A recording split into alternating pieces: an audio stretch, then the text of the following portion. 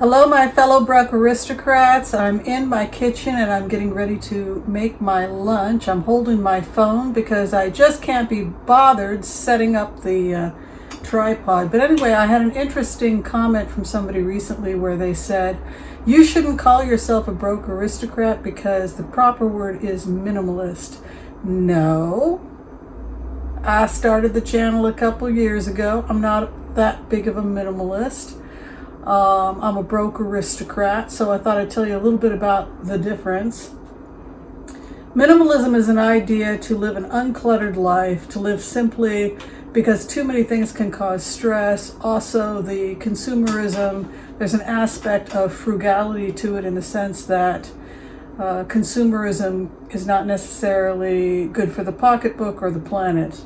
And so many minimalists have also taken into consideration that living in a smaller space with less things can be can be an environmentally better choice, but that's not the same as being a broke aristocrat.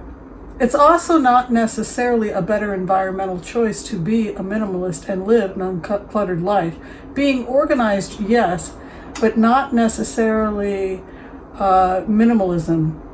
In fact, minimalism, to some extent, is contrary to the advice you would get from early writers on frugality, going back, say, to the Victorian era or the Regency period. Even if you're looking at like the frugal housewife, what was her name? Lydia, I can't remember, Lydia Childs, is that correct? The idea was to live as frugally as possible, and you did that by using everything. So if you tore a dress, you would either repair the dress. If you couldn't repair the dress, you would use it to make something else, or you would convert it into rags to clean with so that nothing was wasted.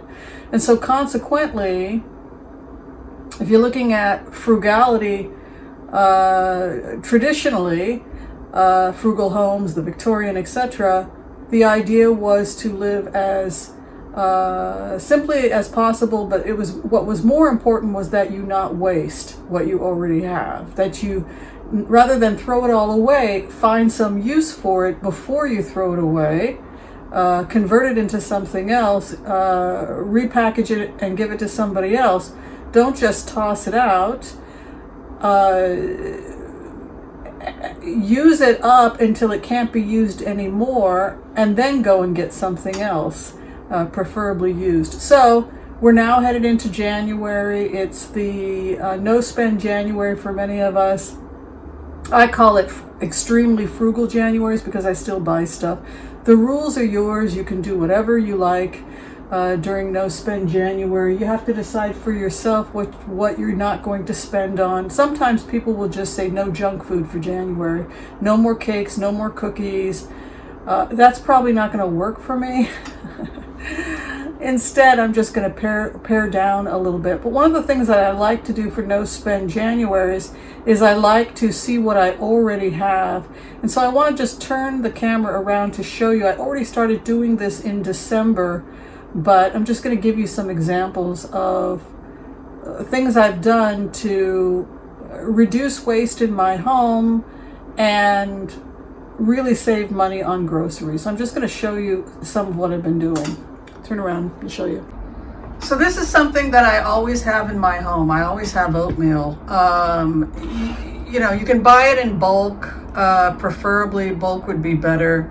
But I think when I think I had this delivery, I couldn't go shopping. I had to have a delivery happen. I don't own a car, so I couldn't get it in bulk. So they sent me this huge thing of rolled oats, and so I thought, well, you know, I'll try and eat some oats. I ended up falling madly in love with oats, and what I did is I started combining it with other things, whatever I had in my home. So I went through my cupboards, and every morning I made a different type of oats. So I started using up what I already had. So I started throwing in whatever extra nuts I had lying around. Here's some extra cashews. I worked my way through. Here's some trail mix. I would cook that into it. And this kind of goes back to the old days of pottage. Here's some more seeds I found. I'm just trying to use up what I already have. Some almonds, some mixed nuts here. So the point is this: I had all these extra nuts that I was purchasing, and they would have just sat there doing nothing. So what I did was I started putting them into my morning breakfast, and that way I will work through all of it. I'll show you something else. The other thing I like to put into my oatmeal is berries. I keep these around. I also make smoothies with them. But once the berries are gone, instead of going and purchasing more berries, I decided to look at what I could use that would substitute for berries. Also, you can see here a ton more walnuts. They can go into my porridge. So I wind up having porridge every day, but it's entirely different depending upon what nuts and seeds and fruit I throw into it. So I'll be done with the berries pretty soon. Got a little bit of banana left there. As you can see, I'm really cleaning out the refrigerator.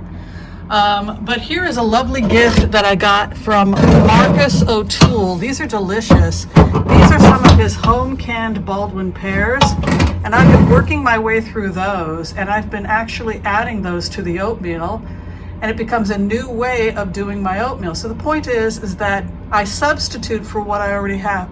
Even if you're somebody who's frugal, you can make mistakes. For example, you can see I have 3 peanut butters here. Not good. I need to go through each peanut butter, use it up, also wash it. These can be used for storage. That would be more frugal versus a minimalist, because a minimalist might be inclined to throw stuff out in order to get rid of clutter. And you can see I'm trying to really just use everything I have, making an account and a reckoning of everything in the home, and then finding a use for it. If I'm out of something, I find a substitute for it. In the wintertime, I decided that I liked stew, and I try to eat stew, some version of stew I'll make once a week, and then I can just take a couple ladles of the stew, put it in a small pan, heat it up. But the stew changes depending upon whatever I have. So I'm trying to eat my way through all of these beans, which basically means that I'm going to have a different bean stew every week that I make. It's easy. I'm busy. I don't have a lot of time on my hands. So today I'll show you what I'm doing. I'm doing a mung bean stew, and I ate my way through all of the bread I had, and so now I'm working on pita. So I'm going to have pita with sliced cucumbers and onion and some cheddar cheese with the mung bean stew. So let me show you my stew today. So this is what I made because I had 3 pounds of mung beans. I think I'm going to cook this a little bit longer, just because I want it to cook down a little bit more. But this will be cooled down, put in the refrigerator, and then I can just warm up whatever amount I'm going to be eating. And I took whatever vegetables I had, and I did go shopping. I bought a couple potatoes and the carrots, but the tomato was overly ripe, so I threw that in. I had half of an onion I needed to use up, and it just goes nicely in those stews. I'm just going to cook this a little bit longer. And added some garlic, some onion, and salt and pepper. Kept it pretty simple, and that'll be food for the week. So there you have it, a basic idea, the basic difference between a broke aristocrat versus someone who is just a minimalist. Minimalism is not inherently frugal, and it's not necessarily better for the environment if you keep tossing things out and not reusing them, or find a place or a purpose for them, or at the very least regifting. And also, if you keep giving things away, that's going to be expensive when you go and replace them or realize you need them. Better to find conservative ways to store things out of the way, box them up, put them somewhere where they won't be a problem, and then if you need them, you can always take them out. If you do have a very small space, then obviously it's going to be limited how much you can store. But the idea being that you can keep your space clean and uncluttered, but be mindful before you go tossing things out. It may not be the more frugal, environmentally friendly choice, and it may not be the more affordable choice. All right, I want to thank everybody for watching this quick video of Broke Aristocrats. Be sure and share, like, subscribe. Please tell me what you're doing to take care of yourself without breaking the bank, and I will see you next time. Peace out.